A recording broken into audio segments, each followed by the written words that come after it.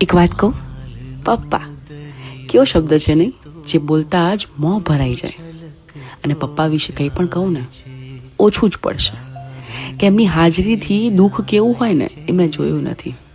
એ ભલે ગમે તેટલા હેરાન થાય પણ અમને ક્યારે જણાવ્યું નથી કે એમનો અમારા પર હાથ જાણે એક હૂંફ છે અને એમના વગર જાણે બધું જ નકામું છે.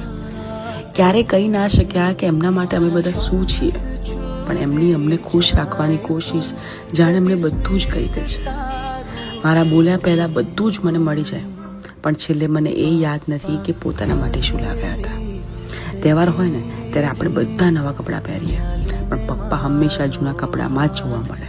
અને કહીએ ને કે પપ્પા તમે તો લાવો કપડાં કોઈ વાર, તો તરત જ એમ કહેશે મારે ક્યાં જરૂર છે, એમ કહીને તરત જ વાત બદલી દે છે.